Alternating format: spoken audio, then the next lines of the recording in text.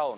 Jadi kunjungan pertama pada tahun 1970 Paulus ke-6, kemudian tahun 1989 Paus Yohanes Paulus kedua, dan sekarang beliau hadir di sini. Nah, ini tentu sekali lagi kebahagiaan dan kebanggaan bagi kita semua. Dan tadi beliau menyampaikan pesan bahwa pentingnya bagaimana kita menjaga dialog antar iman. Karena dialog antar iman itu menjadi kunci bagi toleransi dan perdamaian dunia.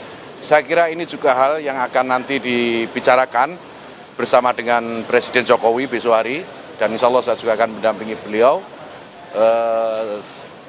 Dan acara di Istiqlal nanti juga penting, karena setelah pertemuan dengan Presiden, nanti beliau akan melanjutkan di Istiqlal ada acara Interfaith Dialogue.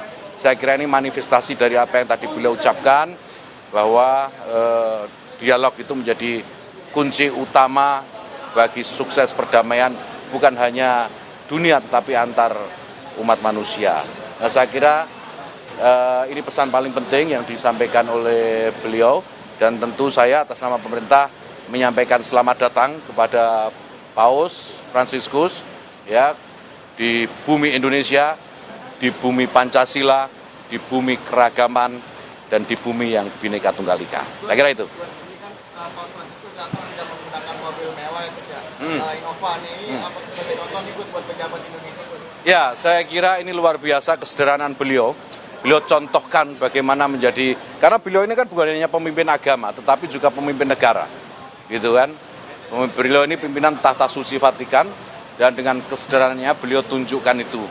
Beliau tunjukkan bagaimana beliau memilih kendaraan pun dengan cara yang sangat sederhana gitu.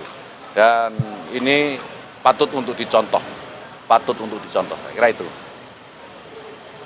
Jadi perbincangan besok dengan Pak Jokowi selain pesan yang tadi disampaikan oleh Paus sendiri, apa lagi? Saya tidak bisa mengira-ngira apa pembicaraan beliau berdua besok ya.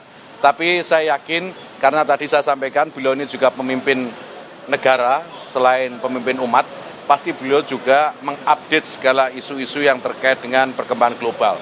Dan itu pasti juga akan dibicarakan oleh beliau berdua. Nah, mungkin kerjasama, dan yang paling penting menurut saya ya, dari semua proses ini adalah mempererat hubungan antara Indonesia dan Vatikan.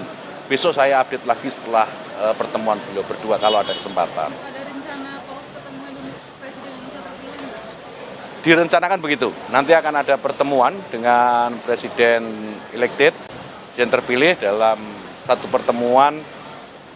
Nanti ditanya ya teknisnya ke protokol negara ya. Dan itu memang ada, saya lihat randornya tapi saya tidak hafal. Tapi memang ada pertemuan dengan Presiden terpilih. Di hari apa? Hari keberapa? Saya nggak hafal. Nanti ditanya ke protokol negara ya. Protokol sana. Apa yang kemudian ingin disampaikan kepada pemerintah sebagai Ya. pemimpin umat dan juga sebagai kepala negara? Ya, kita ingin tunjukkan bagaimana Indonesia ini berbeda-beda, banyak sekali agama, banyak sekali keragaman ya, latar belakang, tapi kita bisa tetap satu, diversity in unity lah gitu, kira-kira gitu. Jadi itu yang ingin kita sampaikan kepada beliau, dan saya kira tidak banyak negara yang memiliki keberbedaan seperti Indonesia.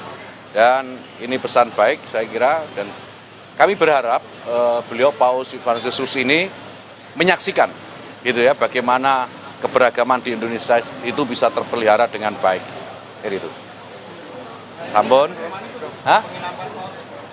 Itu protokol mereka yang ngatur, saya tidak mengatur protokol. Ya, ini langsung ke Kedubes Vatikan, habis itu nggak ada agenda lagi sampai besok? Istirahat dulu memang, istirahat dulu.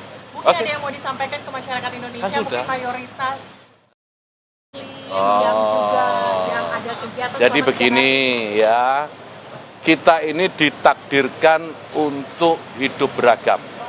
Takdir kemanusiaan kita itu takdir keberbedaan. Tidak ada yang sama. Ini kawan-kawan media semua ini juga nggak sama nih, kiri kanan semua nih, kiri kanan depan belakang beda semua. Ini artinya menunjukkan bahwa kita ini memang ditakdirkan berbeda-beda.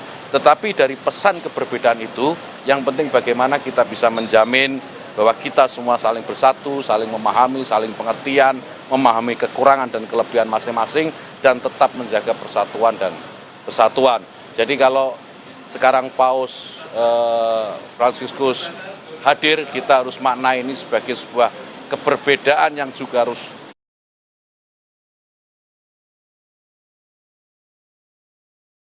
jadi jangan meremehkan Tuhan. Kalau Tuhan menginginkan kita berbeda, yaitu keinginan Tuhan. Kita jangan melawan keinginan Tuhan. Oke? Thank you. Terima kasih semua. Terima kasih. Itu tadi saudara pernyataan dari Yahya Khalil Qomas, Menteri Agama, yang mengatakan pemerintah Indonesia merasakan kebahagiaan dan kebanggaan atas kehadiran dari Paus Fransiskus. Dan tadi juga Menteri Agama menyatakan pentingnya menjaga dialog antar iman dan akan menjadi salah satu poin pembahasan yang akan dilakukan dengan Presiden Joko Widodo pada agenda pertemuannya esok hari.